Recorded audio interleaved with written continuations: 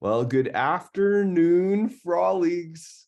I can't believe we're here today in this Zoom-tasticness, this webinar, connecting across the province and perhaps even beyond, to think about our practice, to engage with colleagues and to think about the potential of English First Peoples 10 to 12 and what that can mean for our practice, for our students, and dare I even say, for our province in terms of disassembling some longstanding practices that perhaps even 5 years ago we didn't even really think about as being problematic, and how really the work of our colleagues who have been leading the way in English First Peoples 10 to 12 have really laid some incredible groundwork to help us all work towards decolonizing our practice and really think about literacy practices in a much more rich, powerful, and equity-oriented way. My name is Leyton Schnellert, and I am your co-host for today, along with my colleague, Tammy Renyard. I am a professor at UBC, and my specialty or my focus is rural education. And so I just want to acknowledge our partners in this work. We have the Edith Lando Virtual Learning Center at UBC where I work, and they are recording for us.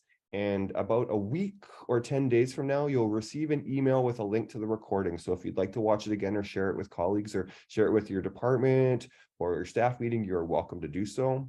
I mentioned the Rural Education Advisory, which is made up of rural leaders from across the province, recognizing and celebrating the uniqueness and contributions of rural communities, rural children, and the land itself. We're delighted this year that the BC Teachers of English Language Arts are co-sponsoring as well. The Greater Victoria School District, I'm going to let Tammy speak in a moment, and they've been the original partners in this work. And so thank you, Tammy, for that vision that you have. And finally, we just want to mention and acknowledge the province of British Columbia through the Minister of Education is also supporting us in this project. And we are just so delighted that collaborative work is happening so that we too bring our voices and our organizations together to make change. And so I'll pass to my colleague, Tammy. Good afternoon, everyone. I just want to say thank you for being here. We know weather is changing all over the place, and that sometimes after the end of the day, it's hard to stick around to engage in these powerful conversations. And I just want to say thank you to our guests today for being part of the learning journey with us. I'd like to acknowledge that I am on the traditional territories of the Songhees and Esquimalt nations, the Lekwungen speaking people. And with deep gratitude, we look at this topic today because I think as we begin to do this work in a more systemic way in our province, I think it's really powerful for all children to see themselves in the work in our districts. And so I'm really excited to see so many folks from our district and from around the province here today. So I will turn it back to Leyton. Thank you. Great. I live and I research and I collaborate with elders on the traditional, ancestral, and unceded territory of the Syilx, the Okanagan people. I live in this territory as a settler guest, and I recognize the Syilx as the rightful caretakers of this territory. And so I want to honor and celebrate the stewardship that they continue to engage in, but also the generosity of inviting me to learn and support me in learning local Syilx ways of knowing and being, including an Elchenwich, and how the knowledge system is connected to the land and the people and inseparable. And I have come to understand that in Tsilhqot'in, the language of the Syilx, and Tsimshi'kwn, the language of the Sinixt, our neighboring nation, there are no words that have to do with land or nature that don't also have an aspect of them that include the people. And there are no words for the people or people that don't also include connections to and aspects of the land. And so this interrelatedness, you'll see, is a theme today. And how grateful am I to spend time on the land with elders, learning and thinking about how literacy is grounded in place and the potential of how our identities, all of our identities as humans, are literate identities that can continue to grow when we recognize what we have, who we are, what we can be, and that everyone in all of our diversity brings something to be celebrated, learned from, and that can push us forward in our understanding of ourselves in the world. I'm going to pass now to our first guest speaker. Da, da, da, da, da. Denise Augustine, I'm just so delighted that you're willing to come and join us today. I realize you had many things on your plate this weekend because you and I are in a meeting together on Saturday. But Denise, if it wasn't for you and Tammy and I all working together about 20 years ago, I would not know the potential of what's possible in so many ways for so many kids. And so we're delighted in your new role as the superintendent of Indigenous education for the province, that you are continuing to collaborate with educators around practice and helping us think about what we can do, who we are, and what's possible. So I'll pass the torch now to Denise. Yeah, good day, everybody. It fills my heart with good feelings to be here with you. And the Swialt Tanitsan Altstaminas, my Hulkaminam name is Swialt. I hail from many places, but from Chemainus First Nation. And I identify as a First Nations woman of mixed ancestry. My mother is Jane Marston Quatlamat. I'm the granddaughter of Edith Sylvie. And I carry the name of my great-grandmother, Swialt, who is also known as Alice Alec. It is my privilege, as Leyton said, to serve as the superintendent of Indigenous education for the province. And what that means is I get to travel around and have really rich conversations with folks who, like you, are stepping into sometimes places they're familiar, some places that they're learning, and doing that with courage. And all for the benefit of our children who are here today and those yet to come. So please know that it's Haitzapka, thank you. It's with gratitude that I have this privilege of spending a little bit of time with you. I come from a family of storytellers, rich, skilled, wise leaders. And I want to tell you just a little story to start us off.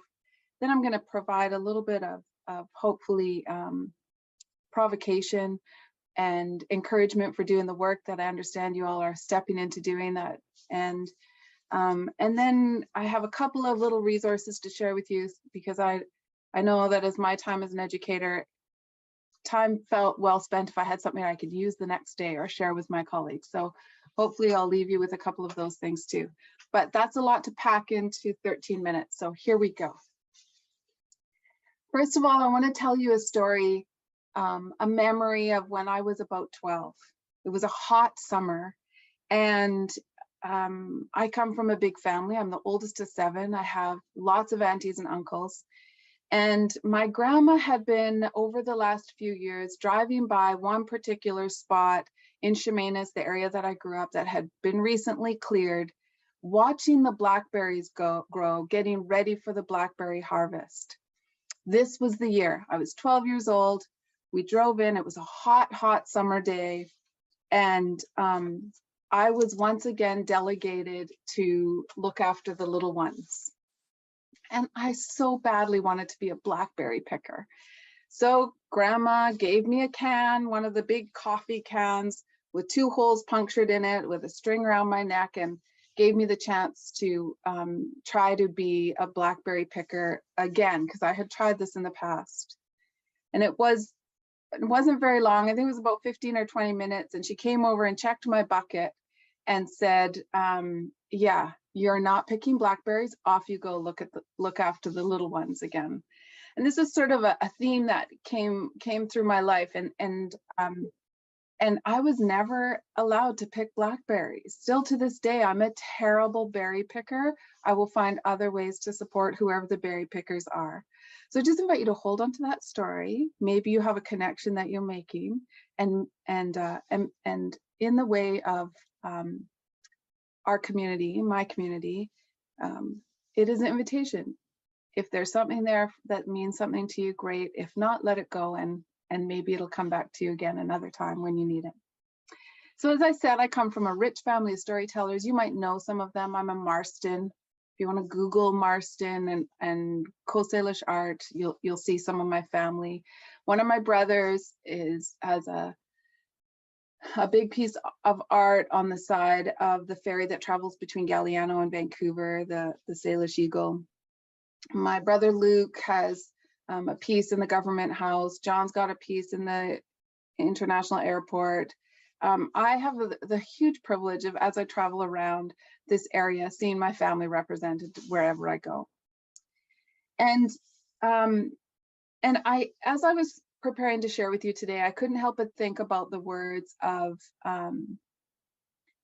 Chimamanda Ngozi Adichie, who talks about the danger of a single story. And the reason I bring that up is because as you're stepping into the work of teaching First Peoples English and other courses, I want to just have you hold on to that idea of the danger of a single story. And what I'm referencing is, everywhere I go, I continue to see people who are excited about sharing what they've learned about residential school, but perhaps have stopped their learning there. I can't help but think of my mom's words. So my mom looks like, Tammy can verify this, a little Indian lady. She's short and round and cheeks and black hair, and she said to me, Denise, I don't need people to feel sorry for me. I need them to get the heck out of my way. And so, and with that comes that story of, I don't need to be saved. I don't need folks to heal me. I need to have space that my ways of knowing and being are recognized and valued.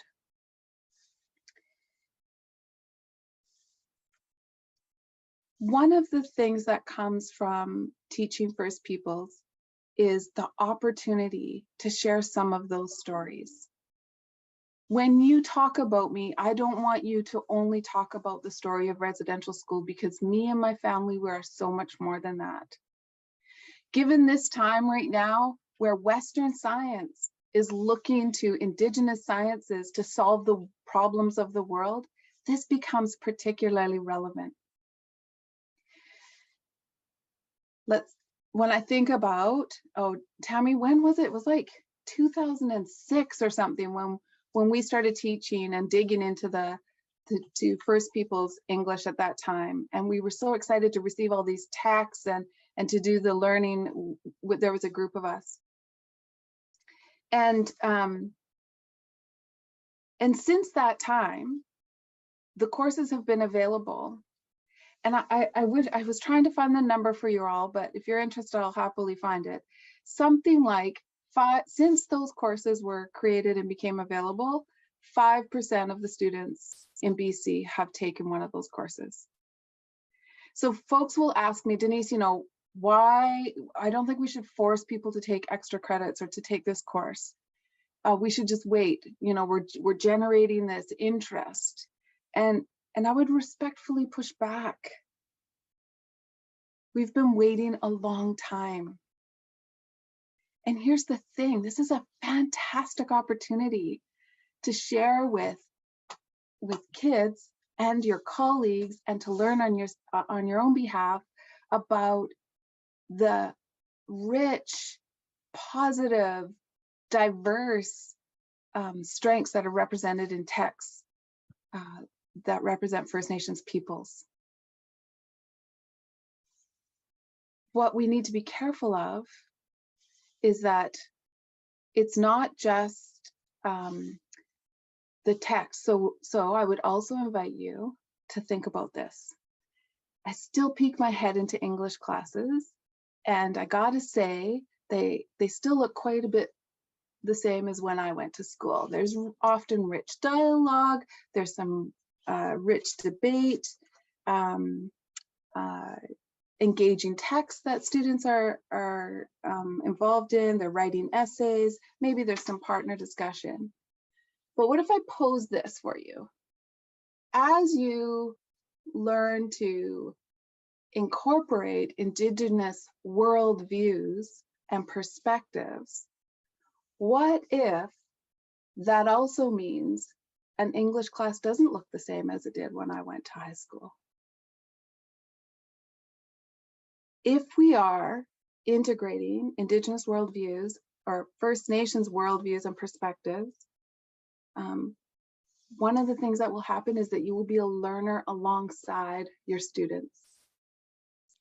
And For some, it'll mean centering or amplifying work that you've already been doing, that we've already been doing. For other of us, it'll mean that we're stepping into places that we're less familiar with.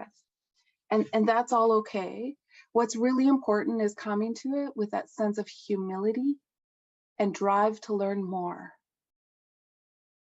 I have many First Nations, Métis, and Inuit colleagues, friends, family members around the province, and we are alive to the danger of putting our chachas manem, our sacred children, in classes where the teacher is teaching this content who maybe has not done the work.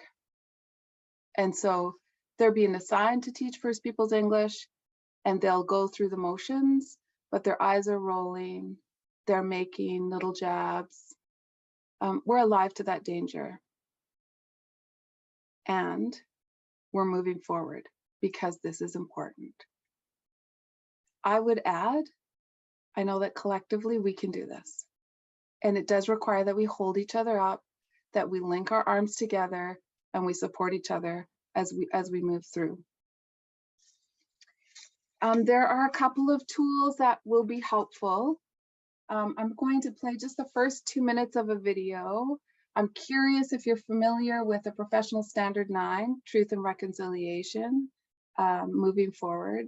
So if you're already watched this video, you can take a 2-minute break. I'm just gonna try to play 2 minutes of it because it's actually a really good resource, especially if you have colleagues that you're trying to coach or walk alongside in their journey. This is a requirement that all of us pick up this work, that we do so with integrity.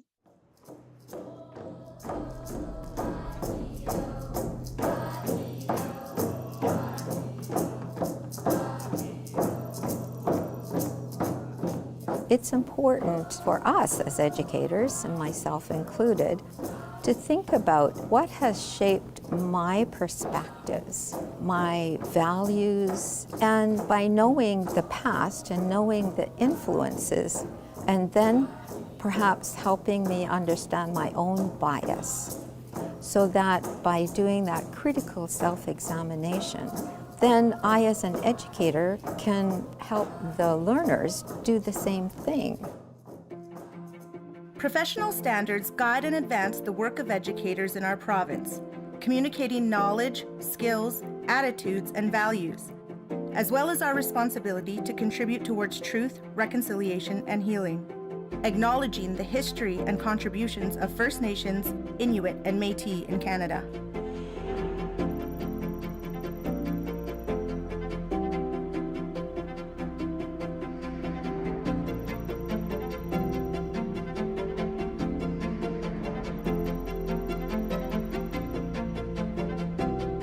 Introduced in 2019, Standard 9 is the unprecedented commitment of BC educators to truth, reconciliation, and healing, ensuring all students have the opportunity to learn Indigenous perspectives throughout all subjects. The creation of Standard 9 was very important to address the First Peoples principle of learning, as well as to address more diversity, equity, and inclusion in our system. Standard 9 sends a strong and positive message that educators play an important role in responding to the needs of First Nations, Métis, and Inuit learners, families, and communities, creating systemic change in BC schools and supporting improved outcomes to advance reconciliation. I think it's really important for educators to think of it as kind of a learning journey. It is a very exciting time in the educational system where Indigenous perspectives are now a part of the curriculum at each grade level and subject area. Thank you for that. So for me, as a First Nations woman, as a grandma, it is so exciting to know that First Nations worldviews, perspectives, knowledges will be shared and celebrated in classrooms across BC. So this is part of the reason I show up to you today with such gratitude. Folks, we're not going to get it perfect. We are going to stumble along the way, so please don't do this alone. You have this already the beginning of a network here. Find a couple of colleagues and do this work together. Remain humble and curious. Just respect, remain humble and curious. And then let's celebrate First Nations of BC.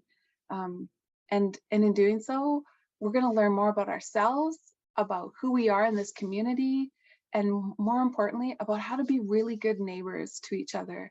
And to me, that when I think about my little grandbaby Nova, that she might grow up and be seen and celebrated as much as her other classmates, that is the future that I know we can create. I am going to share one more little 2-minute clip, and this is it's a little bit of a fun fact that some of you may not know, November 28th to I think it's December 2nd is Vancouver Fashion Week. And what I want to introduce you though to is the BC Achievement Foundation, because they have many little 2-minute videos highlighting Indigenous people who are successful, however you want to define that. And there's all kinds of definition of success. And I just think this is, again, such a great reminder that you and I carry the story of residential school, and we carry the stories of so much more.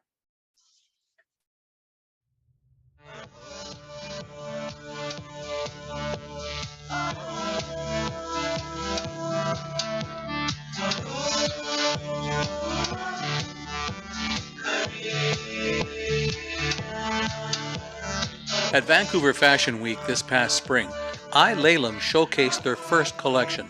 Designed by sisters Annalie and Sophia, it featured artwork by their father, William Good, and brother, Joel, of the Snuneymuxw First Nation. They were inspired by their mom, Sandra, a painter and design mentor. Their fusion of traditional First Nations art with sleek modern fashion and eco-friendly fabrics captured the crowd at the show. People love it. People love the fact that we make clothing here. People love the fact that they're eco-friendly. And then they have traditional artwork. They're made by a family. Natural breathable fibers. People like that. Yeah. Oh, I was so happy. I was too happy to be proud at the time, you know. They come to it naturally. When they were kids, their whole family lived in an art studio where William carved, their mother Sandra painted, and the kids absorbed. Always being creative. We were always creative. Brother was producing pottery, paintings, candles, learning how to carve buff jewelry, paint. So to us, family time is art time. And I guess when you're creating art, it doesn't feel like work.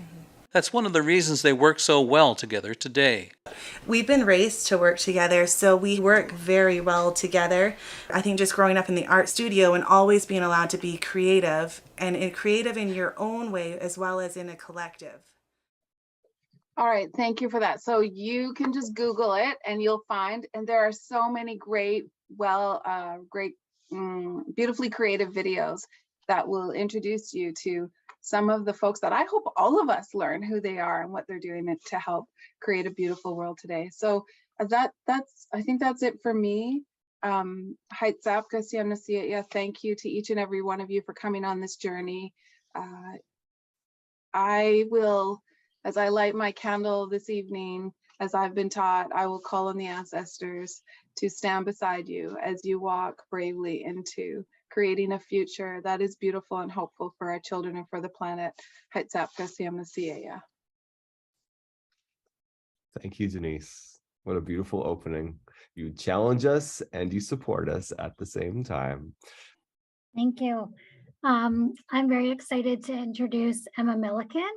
Emma, I'm going to get your new title incorrect, so I'm going to let you share your title. I love learning alongside Emma. We met this morning for some work we're doing in our district, and it's just so amazing to see how you are leading this work that you've been living for a long time. So it's with deep gratitude that we have you here today to share with the province. So over to you, Emma. Miigwech, thank you so much, Tammy and Leyton. Thank you, Denise, for that, all those wonderful words. Bonjour, hello, I'm a Milliken Indigenous cause, Makwa Dodem, Wikwidong, Ontario, and Donjba. I'm Emma Milliken. I am Anishinaabe on my dad's side. I'm Bear Clan from the Kettle and Stony Point First Nation on Lake Huron, and Scottish on my mom's side. And I've been I'm as Tammy was saying, I've changed roles this year. So I'm currently the Indigenous teacher consultant for District 61, secondary level. And before that, I taught at Spectrum Community School as an English teacher and as an Indigenous support teacher there for 17 years. So it's been a big change for me this year, but a really exciting one. So have been living on the Lekwungen territories here of the Songhees and Esquimalt nations for about 25 years. And just daily grateful to be here. Really grateful as well to have the privilege of teaching and learning from our Lekwungen families and children, and all the other children that live on Lekwungen territory as well, and their families. So it's I'm grateful daily for the privilege of being able to do this work. I began when I started teaching. I was just thinking about this as Denise was speaking and listening to her stories. As I began teaching, I was an English teacher and a teacher. Went to Nipissing University for my teaching degree in Ontario, and learned kind of how to teach from a very Western perspective. Didn't go right into teaching. I could have been hired right into a full-time classroom when I graduated because there was a teacher shortage. And I didn't because I just felt like I wanted to do something different. I knew that for me, education felt different. And so I taught for a year as a teacher at a wilderness school in Temagami, Ontario. And eventually found my way out west here and did end up in the IA department here, which was amazing. But as I've been teaching some of these courses, so as an English teacher, and I've also taught the BC First Nation Studies 12, that's what it used to be, and then some of the First Peoples English courses, or all of the First Peoples English courses, pretty much. It's really only in the last number of years when I've been able to teach these First Peoples courses that I've felt, I guess, brave enough and strong enough to be able to teach these courses in kind of a different way, and to feel like, oh, I can do these things. I can make the classroom and what I'm doing look different, and it's okay. So that's, I think, a really important part of what we're doing with these courses, is that they were built to be taught differently.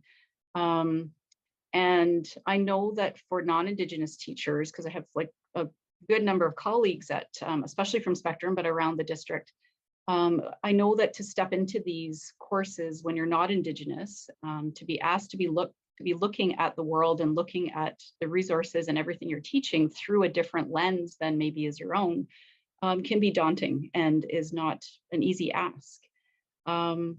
But it's what we've asked our Indigenous students to do for a long, long time, is to take on a different worldview. And so it's exciting to see this change coming. And so I thought it might be helpful for non-Indigenous teachers especially, but also Indigenous teachers, because, even me approaching this work, I had to unlearn a lot of things. I had to unlearn how to teach things from a Western perspective and feel like that was okay. So what I just wanted to share with you some of the big ideas that you'll find as you get into the resources, as you get into the work. Some big ideas, some big themes that you'll find that commonly come up in a lot of the work that you're going to be looking at. And just as you're doing your own work, learning how to look through an Indigenous lens, these are maybe some ideas to hang on to and to help ground you, because I know that sometimes teaching, especially something new, it feels like a huge moving body of water. It feels like a great big ocean or a giant lake, and you can feel a little, like you can't find your footing. So that's where I wanted to show you. So stones to stand on. So this was just me trying to put together some ideas and some common themes that I think you will probably find. There are definitely more big ideas, excuse me. These aren't the only 4, but I narrowed it down for today's purposes just to these. These really stand out for me. And you could use these as ideas as you're teaching, but it's also for you as you're working through some of the ideas and some of the resources you're going to be using, just to hang on to these and think about them and reflect on them, because these are quite essential to most Indigenous worldviews. I just wanted to say there's not one all-encompassing Indigenous worldview. Definitely they aren't all the same. There are many, many nations all across Turtle Island, so I don't want to make it sound like there's one, but there are definitely commonalities that are rooted in relationship. And so that's to land, to story, to responsibility, and to connection. Those are 4 I thought might be helpful to look at today. And if you use this framework, it will help connect you to the content and result in a much richer teaching and learning. So to not take the resources for these courses and then just still look at them through a Western lens, but to try and at least, if not completely shift, to at least expand your worldview, to start to include how these fit into a worldview. And always the student is at the beginning, or not at the beginning, at the center of the circle. So that's something that I remind myself of, and I think is so important to an Indigenous worldview and to teaching. I know we all feel this too, but I spend a lot of time talking to my students about this. Where are you in this learning? How does this affect you and your life and your strengths and your gifts with what we're doing in class today, making that learning meaningful and mean something for the students. And I do that very explicitly and talk about that a lot. It also helps them to be responsible for their own learning, which I think is very, very important. I wanted to highlight some resources as well for you. I don't know, some of you I'm sure will maybe know about this one. This is called Be a Good Ancestor by Leona Prince and Gabrielle Prince, illustrated by Carla Joseph. It's a children's picture book, but and I use these all the time in my English courses. I lean quite heavily on our children's picture books because the stories tend to be short. They're usually very beautifully illustrated, and they are just, you can pull so much out of them. They're simple, but they introduce more complex topics and materials beautifully. So this would be one to definitely try to find it. It's just recently been released, so it's out there. And it just ties all of these ideas about how to be a good ancestor, how your learning impacts your life and how you fit into the world. And so it would be good for you to ground your own learning as a teacher. I've been reading it a number of times, and just to use in your classrooms. Super, super awesome resource. Land is super important. Any, I think, Indigenous focus course that you're teaching, things come right back to the land. I know Erica is going to be talking about land specifically, so I won't take too much time. I want to I'll let her can talk to you more about it, but just that to highlight that the land for Indigenous people, Indigenous worldview is the basis of everything. And you'll find that in so many of the resources that you're using, that most of them at some point come back to the land. The land is part of our family. We are all related, all parts of the land. And the land includes not just the soil you're standing on, but that idea that includes everything from the water to the air, to the stones, to the thunder and lightning, and everything in between. That's all part of our relatives, and it's all connected. So just to try and get your heads around that and understanding as you're experiencing all the resources and as you're working through the course, to keep coming back to the land. I know the students, I think by the end of my course last June, were sometimes they would just laugh because, it's like, oh, and what are we coming back to? Oh, it's the land again. Like they totally got it. And it wasn't just about being the land, but they understood the richness of what that actually meant too, or I think most of them. So it was interesting to watch that happen. So another one to help you, a resource to help you with this and to use in your classrooms. This one again is hot off the presses, Braiding Sweetgrass. Some of you may have read the original version, which is written more for adults, just been adapted by Monique Gray Smith. And it's a wonderful resource. I know it sounds a bit sciencey, and you definitely could be used in science classrooms, but you could use pieces of this in English classrooms. I definitely would do that. because it really talks about worldview. It talks about the difference between Western and Indigenous worldviews, and has just beautiful stories in it. It's just so well done. I would definitely run out and try and find this one, and just start to use it, read it. It's a nice, easy read. It reads beautifully. So this would be one I'd really look at getting. And then again, Eric is going to talk about this, but just ways to bring the land kind of to life on your in your classroom. Really getting outside is a big piece of it, but not just to be outside, but also to have people come in and shift that worldview for you when you're out there. If you can have guest speakers come in who are local and know about the land and can share teachings and knowledge. It's amazing how even with one or two sessions with somebody, you start to see a shift in how that thinking and relationship with land happens. So there are a number of ways to start to have that relationship with land that's maybe a little bit different from what people are used to. Story is another one, another big idea. And again, here are some of our amazing celebrated storytellers. There are just so many. Thomas King, Monique Grace Smith, Richard Wagamese, Leanne Simpson. I use her poetry a lot in my classes. Oh shoot, and now Rosanna Deerchild, The Unreserved, like the podcast on CBC. We do a lot of podcasting, so it's a way to hear story. And Lindsay Delarond in the middle there is a wonderful storyteller in this area. So she's been into my class and done some storytelling with my students. So she's fantastic. But there are just so many amazing stories, and we spend time too just looking at what story is. What does story look like? What do we use stories for? And you know, this quote from Thomas King, that the truth about stories is that's all we are. Also really looking at the fact that story isn't just something that's written in a book. So it's everything from oral storytelling to songs. I do drumming, so I bring the drum into my classroom, and we look at songs, we look at artwork. I've had artists come in and we do art in the class, and we look at art and talk about how that's story. So looking outside of the sort of the box of what story is. Also really important, talking about how powerful story is. And so who holds the power of story? Whose stories are being told? Whose stories are being listened to?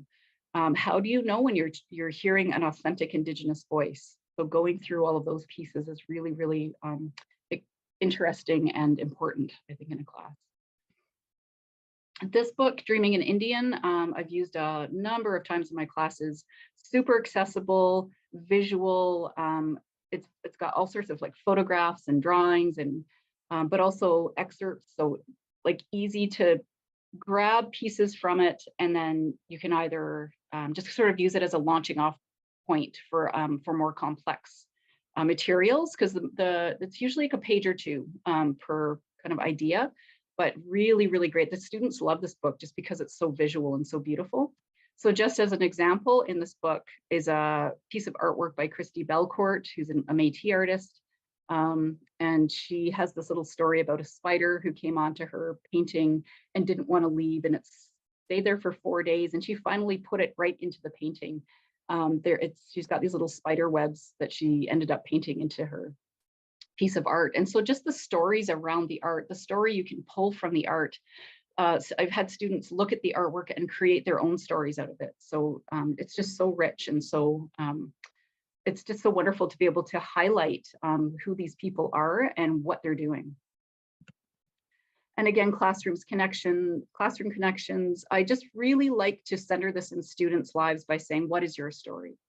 Your voices matter, your stories matter, and saying that over and over, because sometimes students haven't heard that a lot, or they don't believe it. You know, being a teenager, you don't always believe these things. So finding ways to have students express their stories and support them in that is really fun. Responsibility is another big topic that lots and lots of our resources and our text and everything that we're doing comes back to responsibility, just about how we have responsibilities, and it's important to honor them. It's important to understand what they are. And what happens when our systems of responsibility don't work, when somebody doesn't fulfill their responsibilities, what happens? The effects of colonization, that theme runs through quite a bit of the resources that are out there, and just how the responsibility is foundational to reconciliation. It's everybody's responsibility, and we're going through this together. And what is your responsibility around reconciliation?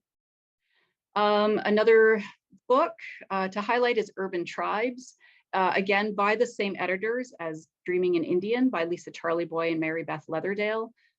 They've done a couple of books like this, so super accessible, highlights contemporary young urban voices specifically, and Mob Bounce is one of these young rap and electronic musicians, but also they incorporate Indigenous pieces and an Indigenous view into their music. So they're amazing, and they apparently will come and do workshops. They're in BC, and they they'll come and work with youth. So they talk a lot about responsibility. So they're super cool. Sorry. And just to highlight quickly, they're in your classroom. I try to build in responsibility in everything from when you're in circle, what is your responsibility? When we're on a walk or a field trip or we have a guest speaker, what is the responsibility? What is your responsibility in those roles? And I try to create assessment and classroom conduct together with students so that they have a sense of not just owning it, but also that I have a piece of this and I have a responsibility in this. And lastly, connection. Again, that idea that we are all connected, that comes back over and over. Seeing ourselves in relationship with everything else creates that circular worldview where everyone has a role in helping, learning, teaching, and listening. And it's we are all connected. So to highlight a resource I've used around this, Nadia Quandaben's, this is really fun, has a Concrete Indian series. So she's done a whole series of these photographs where she takes Indigenous people and they're in either regalia or a piece of regalia, a piece of something that's traditional for them. And then she puts them into these very urban settings and takes and photographs them in there. This one is an installation. This photo is an installation at Ryerson University right now. It's huge. So it's, and then so I've had students go through the series and ended up creating an essay out of it after they got a chance to work with some of the images and talk about what was happening. And again, it's about walking in those two worlds, connecting to your traditional culture, to your family, your history, and then also connecting to the modern world and, the city, to maybe not being on reserve if that's where you've grown up even. Maybe you don't spend all your time there. So connection in different places is super, super a big theme that we talk about a lot. And then I just try to connect, do lots of connections in my classroom. So everything from our weekly circles to daily check-ins, introductions, how to introduce yourself, how to connect yourself to where you are and to each other, so we know who each other is and your families are. And then using phrases like all my relations, Numwayat. I think every nation pretty much has a way of saying this, a way of expressing that we are all connected or a connection to something. And so use them. Chief Robert Joseph's new book, Numwayat, is all about this. We are all one. So I think that is kind of it. I know I was talking really fast there. I was trying to get through it all. This is just to sum up. This was just a walk I took the other day. I walked my dog early in the morning, and this is just around the cul-de-sac near my house. I took a picture of the sunrise because when I'm getting overwhelmed a bit or just tired or trying to, figure out how am I going to put this all together and do the work I have to do, because the work we're doing is big work. This work is important and it's big when we're talking about Indigenous education and Indigenous children, especially right now, but all children, of course. It's big work. So I find huge comfort in the sunset. When I'm watching it, I get a sense of time that the sun has been coming up and going down for so many years. It comforts me. And so I feel like the sunrise is gradual, far-reaching and consistent, and our work can be like this too. And our children are always worth the work. So again, I hope you step into this work with excitement and with humbleness and gratitude. And I make mistakes all the time too. I don't do this work perfectly. I'm always learning. So please, just to echo what Denise was saying, you aren't alone in this. I think we are stronger by working together. And so I just want to leave you with that. Chimigwech. Thank you, Emma. I am delighted to introduce our next colleague who's going to share her practice. I've had the great fortune to work with Erica for quite some time.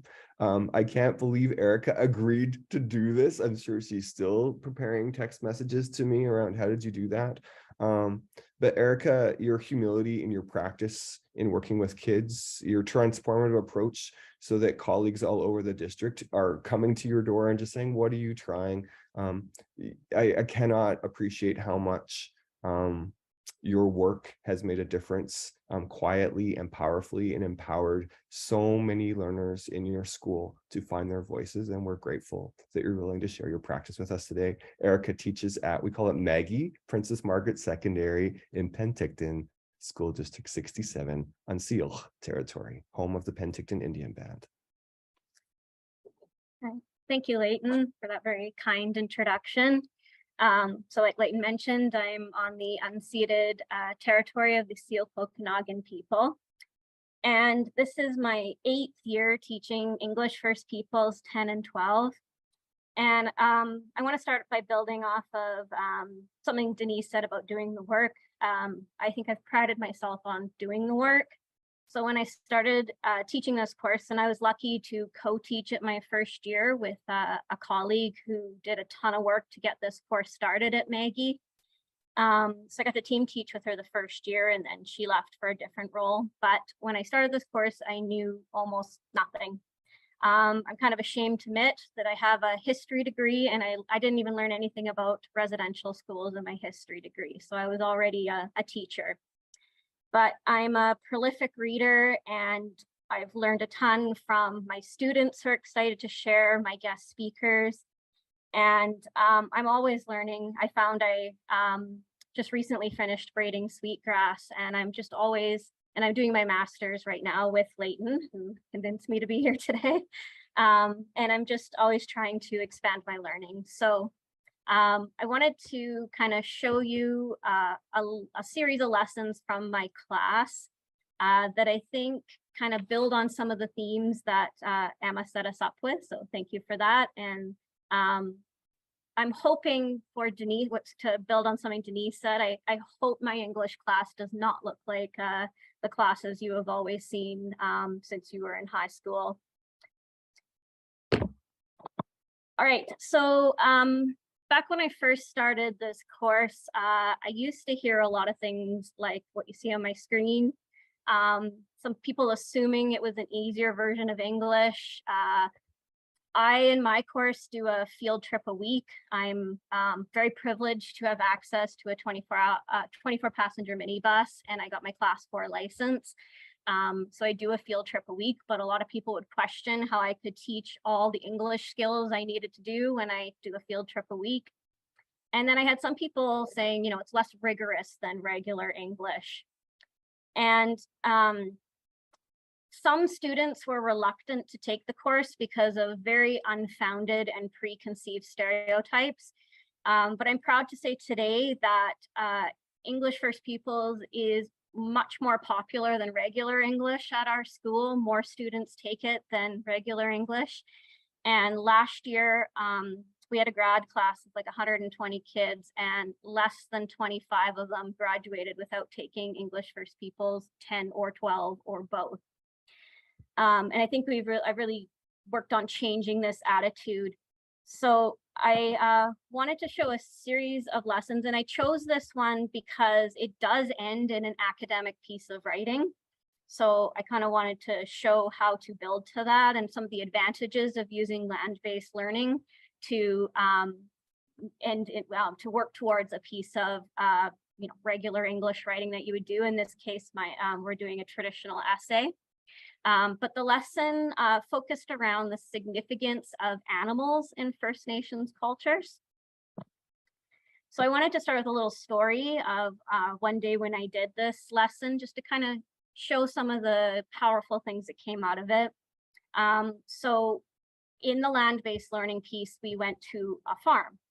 And I had a student coming up to me the day we were supposed to leave, and she was having a full-on panic attack, actually. She was crying, and she was saying to me, I'm going to fail math. I don't know what to do. If I fail, I'm not going to graduate. I think I need to stay behind and study for my math test. And usually I try to be very serious about all the field trips, because as they are 1/5 of the course in the end, I want the kids to see that they're a regular class like anything else. But on that day, I could tell that she was fully melting down. So I said to her, you know, if you feel you really need to stay, I'll let you. But honestly, I think if you go, you're going to feel better. And she did go on the field trip that day. She came to the farm, and actually the majority of the time she spent brushing a horse. And when she got on the bus at the end of the trip, she said to me, she said, you know, you're right. I feel a lot better. I feel calmer, and I actually feel like I can go back to school and write my math test after lunch. And, you know, this class is going to help kids become better writers, better thinkers, but it's also going to help them be more well-rounded people. And it's going to help them to learn one way of controlling their anxiety is by connecting with the land. And that has been, I've heard that comment on more than one field trip, kids telling me, you know, I didn't feel great when we were leaving the school, but after being on the land for a whole class, I feel so much better coming back. So the lesson started with a quote from Forest Stories by Keale Namolo, which was an article given to me by Leyton. And the quote centers around how one impact of colonialism is it created a hierarchy in North America where humans were at the top, animals were below that, and the land was below that. And this may be one impact of colonialism that students haven't thought about before. But as Evan mentioned, you know, that's First Nations cultures see animals and humans as all the same. And so I get them to think about that. And then the next thing we did was a sharing circle. I wanted students to connect in. The majority of my students are non-Indigenous. And so I'm trying to get them to think about how can they connect to this knowledge? Where can they start? And then they can build from there. So we started with a sharing circle where kids shared, and this is one we're doing outside on that particular day. What role do animals play in your life, and what benefits have you seen from having a relationship with an animal? And the thing I love about sharing circles is it gives us a chance to connect as a class, build community, learn more about something that we're then going to be talking about in class. And I try to have them once a week because it really does help us connect as a class and build the community. Then we followed it up. I had a guest speaker come in. It was a local seal hunter. And he came in and he shared with us some of the protocols that surround hunting, at least in his family. And he shared with us that it's different in different families. But he came in and shared his family's protocols. And what was interesting about it is we had been harvesting some mountain tea, as you can see in the pictures. We were harvesting on the land just a couple weeks before that. And we had had a guest speaker on that trip as well who had shared harvesting practices with us. And the kids were interested in how similar hunting protocols and harvesting practices were. And it kind of demonstrated to them that all parts of the lands are really treated equally with respect, and they could see that. One cool comment from that day, I had a student put her hand up and she said to our hunter, she said, you know, I'm a vegetarian and because I don't like how animals are treated. But she said, like it when in a traditional factory, and she said, but you know, she's like, I might not have felt that way if I actually knew people treated animals like you do. And so I thought that was kind of a neat comment that she made. And so, yeah, we had a guest speaker come in. And then we kind of went from there. I got them to kind of think about Western cultures and how they view animals, and starting to get students to think about, I think Denise mentioned acknowledging how Western science is starting to bring in Indigenous knowledge and use that. I wanted them to kind of see that with the way we treat animals, and how I think in Western cultures, we're starting to see benefits from interactions with animals beyond a commercial purpose. So I used these two videos. One's just on pet therapy, and then the other one is on a program at UBCO that is being used to help students with exam anxiety. So bringing in dogs to help them with that. And so we use these videos just to talk about what can animals teach us? How can we have a relationship with a wild animal as well as domesticated ones? And then I got them to think about if they could see any of the protocols we'd learned from the day before with our guest speaker in the videos. If they could see any, why? If they couldn't, why not? Just trying to get them to make connections between some of the things we'd already been looking at. From there, we followed it up with two texts, Indigenous texts, actually First Nations texts. So one is from a collection of short stories by Richard Wagamese. It was called A Kindred Spirit. And it was about the summer he spent when he was a kid on a farm with a horse that was considered unrideable. And then the other text we looked at was one called Horses Important to Cultural Healing. And it was from the Sask Culture website. And it was about a Cree community that was using a program where students engaged with learning about taking care of horses, and it helped them connect with their culture. A lot of these kids were in foster care, and so this program was attempting to help them learn more about their culture and connect with them. And so we read these texts, and these are the two texts that will become the academic piece of writing. We did a synthesis essay with these two texts. And I gave them the topic that day, but before we wrote it, I wanted them to have a land-based experience. So the next day we went out to a friend's farm, and one of the final lines in the Richard Wagamese story is, "We heal each other with kindness, gentleness, and respect. Animals teach us that." And so on the bus before kids got off, I shared that quote with them again, and I said, I want you to think today, Richard Wagamese clearly valued animals as teachers. So what do you think?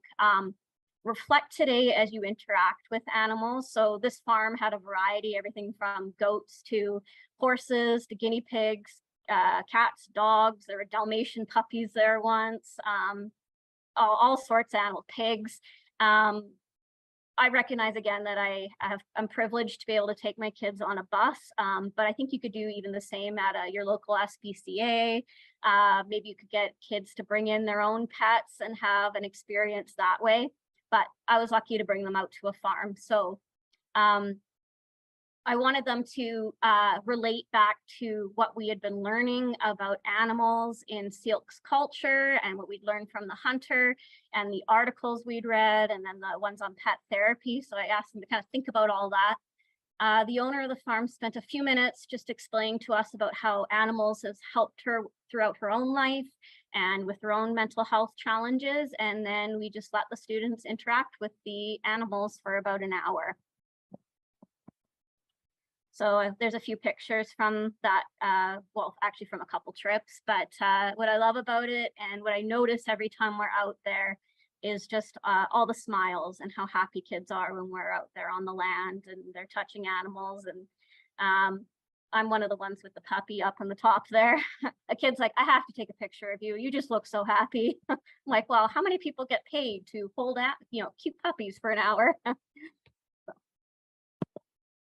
On the way back, because we had a 20-minute drive, and actually coming back from any field trip, I always have them do a reflection. I'm always trying to help them understand that land-based learning is on the same plane as every single thing that we do. And so I had them connect back to the stories we read the day before and thinking about the essay topic that was coming up, which I'll show you in the next slide. their own response to being with animals and how it made them feel, because that has a lot to do with the essay topic we're doing. Any strategies they use to calm themselves when they're stressed, because we've been talking about that the last few days. And then at the same time, so this lesson was in the midst of a lit circle unit, so we were also reading novels at the same time. So I had them connect it to the main character in their novel and their own connection with animals.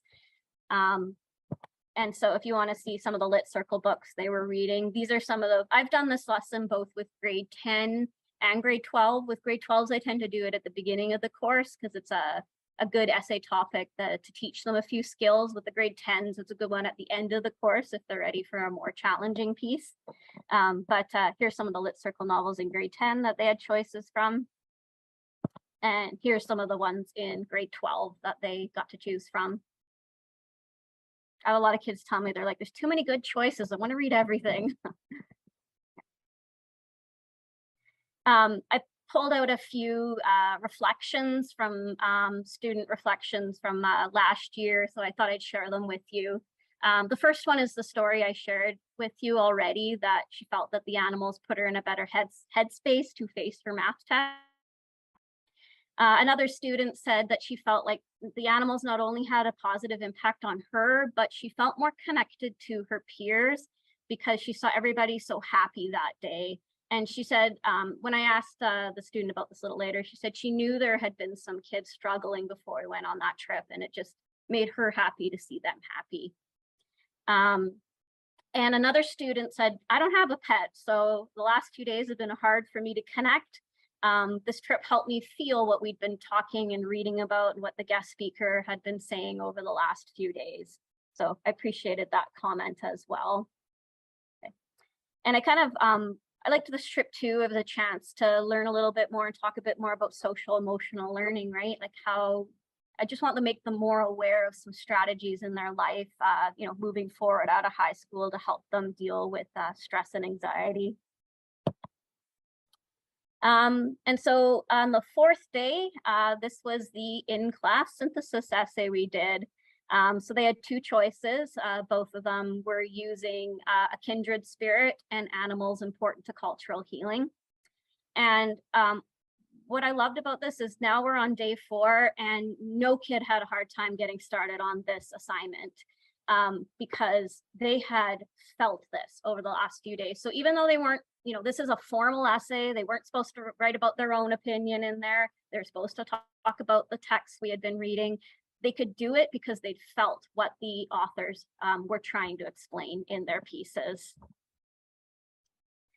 I also just wanted to kind of draw your attention to this lesson. I feel fits probably pretty much all of the First Peoples principles of learning, but I thought I'd show you a few ways how. So learning supports the well-being of the self, the family, and the community. Well, a lot of this lesson focused on strategies for calming anxiety. Learning is experiential and relationship are based on relationships and reciprocal relationships. Well, the relationship was with the animal, with each other, allowed them to personally feel what the video speakers, texts were all saying. And it made the writing piece easier because they could connect their own experiences with what they were reading about. Learning recognizes that some knowledge is sacred. We had a hunter share Okanagan hunting, or his family's hunting protocols. So those were shared by a knowledge keeper. Learning involves recognizing the consequences of one's own actions. I've heard many kids say they felt they really had to like calm themselves in order for the animals to want to come near them. So they had to really control their feelings and behavior. Learning recognizes the role of Indigenous knowledge. Like guest speaker, all the texts we were reading had to do or were by Indigenous authors. All the lit circle books we were reading were by Indigenous authors. Learning involves patience and time. This was a 4-day lesson. It wasn't one that we just did all in one day. We built it over 4 days, as well as previously in the course when we've been learning about harvesting protocols and other things. Learning requires the exploration of one's identity. Well, kids were always being asked to kind of connect in with their own thoughts, their own feelings, their own strategies throughout the lesson. As I mentioned, this is just one of about 18 to 20 field experiences that we were on in this course. So I thought I'd just share a few other land-based learning examples from my class. So I just put kind of the and they all ended in writing in some way, whether that was creative writing or poetry or a paragraph, or some of them built on concepts to help them understand the novels we were reading better. Thanks, Leyton, and thanks everyone who's here today and has shared. This course has meant so much to me. I have loved teaching it. It makes me so excited to come to work every day, and I'm so glad that so many people are going to be starting to teach it and hopefully get that same experience as well. Thank you, Erica, for sharing your practice with us. How can you use land-based experiences to enhance literacy learning? Whether you're in a classroom right now, you're collaborating with others, you're in a leadership role. Our challenge to you today is to recognize land as teacher, land as equal, land as pedagogy, and the incredible potential of understanding land as academic literacy. Colleagues, thank you for this incredible work that you're doing, coming together to share your practice in a collective way.